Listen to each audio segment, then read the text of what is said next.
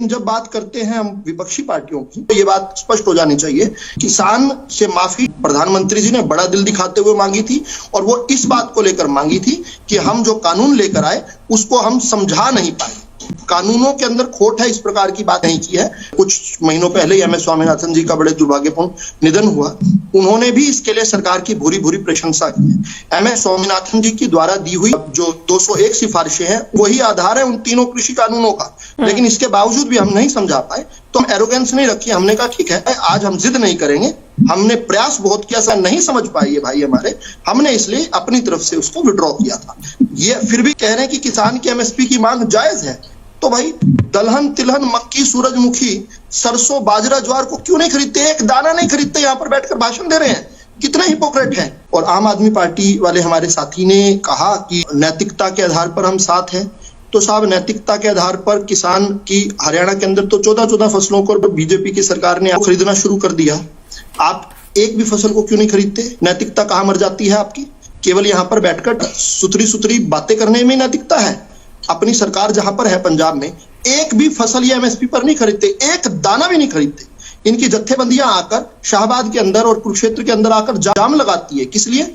हरियाणा के अंदर 6400 रुपए सूरजमुखी बिकता है, पंजाब के अंदर 3600 रुपए और 3800 रुपए बिकता है, और वो भी एक भी दाना सरकार नहीं खरीदती है। 6000 से लेकर 6400 एक एक दाना सरकार खरीदती है। अच्छा, फिर एक ये कहते हैं हमारा फंडामेंटल राइट है।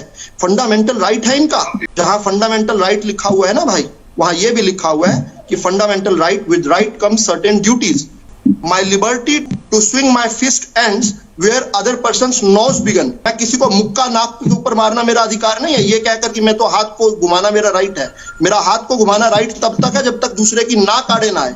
आम लोगों को परेशान करना, आम लोगों के रास्ते के अंदर कठिनाइयां पैदा करना, परमानेंट स्ट्रक्चर्स जिस प्रकार से 13-13 महीने तक सड़कों पर हमने देखे, उसको कोई जुटला नहीं सकता। सारा ट्रैफिक बाधित हुआ था, सैकड़ों नहीं हजारों करोड़ रुपए का राजस्व पर नुकसान हुआ था। कभी कहते हैं बॉर्डर क्यों सील कर रहे हैं, कभी कहते हैं कि किसने इख्तियार दिया ये करने का।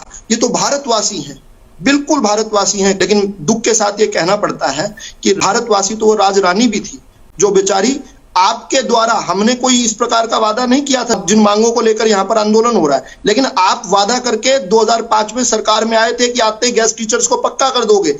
जब गैस टीचर्स ने आपके विरुद्ध आंदोलन किया तो आपने भूपेंद्र सिंह हुड्डा के सामने पॉइंट ब्लैंक पर राजरानी जैसे गैस टीचर्स पर सीधा गोलियां चलवा दी। 5000 गैस टीचर्स पर खुली गोली चलवा दी, ओपन फायर करवा दिया। राजरानी को पॉइंट ब्लैंक गोली लगी, वहीं पर मौके पर मौत हो गई उनकी। वो राजरानी के भारतवासी नहीं थी। अच्छा, फिर परमिशन लेकर बाबा रामदेव जो है 4 जून 2011 को रामलीला मैदान के अंदर आपके केंद्रीय मंत्री उनका स्वागत करने एयरपोर्ट तक गए, एयरपोर्ट से लेकर आए।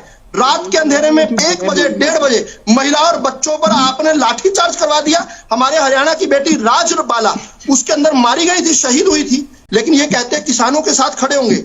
अरे इनके हाथ तो किसानों के खून से रंगे। कंडेला के अंदर 1700 गोलियां चलाई थी। किसान नेता गुरनाम सिंह चुड़ूनी अखबारों में रोज डालते थे कि पेड़ पर चढ़कर गोलियां गिनी थी उन्होंने। 1700 गोलियां किसानों पर कंडेले में चलाने वाले, 9 किसानों को शहीद करने वाले, ये भी तब जब ये भी वादा करके आए थे एक बार हमारी सरकार बना दियो, थारे मीटर फाड़ कर जोड़ में फेंक दियो। तो जो लोग वादा करके खिलाफ हो गए वो यहाँ पर बैठकर लेक्चर दे रहे हैं। हम तो अगली जो नहीं मांगे उनको भी मानने को तैयार हैं। और लिंगर ऑन करना क्या होता है कि 2001 में आपने झूठ बोलकर आंदोलन उठवाया, चौटाला साहब की बात कर रहा हूं, 2002 में फिर उस आंदोलन में फिर गोलियां चलवाई, इसको बोलते हैं तो किसान के साथ वादा खिलाफी। आप किस मुंह से हमसे बात करते हैं? लेकिन भारतीय जनता पार्टी और मोदी सरकार जो किसान के हित में, किसान के साथ मिलकर जो समाधान निकलेगा निकालेंगे। ये हमारे भाई हैं।